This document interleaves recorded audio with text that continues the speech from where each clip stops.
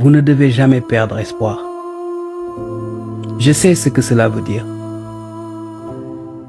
Je connais cette douleur comme vous la connaissez. J'ai regardé mes difficultés de face, je les ai endurées. J'en ai parlé aux personnes que j'aime et qui sont fiables. Et si vous en avez pas, eh bien, confiez-vous à Dieu, c'est tout simple. La pire des choses que vous pouvez faire, c'est de vous confier à de mauvaises personnes. La pire des choses que vous pouvez faire, c'est de paniquer. La plupart des difficultés qui vous touchaient hier vous ont laissé encore en vie. Ce qui veut dire que ces difficultés ne sont pas plus fortes que vous. Ne regardez pas ce que les autres vivent, n'enviez pas ce que les autres font.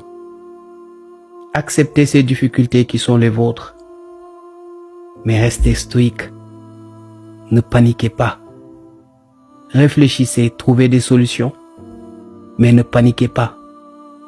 Si vous paniquez, vous risquez de faire deux erreurs. La première, vous savez c'est quoi? Vous risquez de perdre toute capacité de réfléchir de manière lucide. Mais la deuxième erreur est encore pire. Vous risquez de demander de l'aide à la mauvaise personne. Mais vous savez ce qui est le plus beau, vous savez ce qui est le plus admirable, c'est quand vous vous regardez devant un miroir et que vous voyez à quel point vous aviez été courageux ou courageuse. C'est quand vous montez le sommet de ces difficultés, que vous arrivez tout au sommet et que vous vous dites « J'ai enduré d'une belle patience. Je n'ai pas paniqué et je ne me suis pas confié aux mauvaises personnes. » Je vous assure, ces difficultés ne sont pas là pour nous enterrer. Ces difficultés sont là pour nous faire grandir. Ces trahisons sont là pour nous ouvrir les yeux. Gardez toujours espoir, l'espoir fait vivre et je vous assure qu'il n'y a rien de plus vrai. Quelles que soient les difficultés que vous avez, j'en suis persuadé.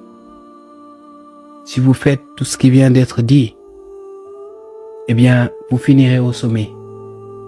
Vous aurez réussi. Vous aurez vaincu. Vous aurez réellement vaincu ces difficultés.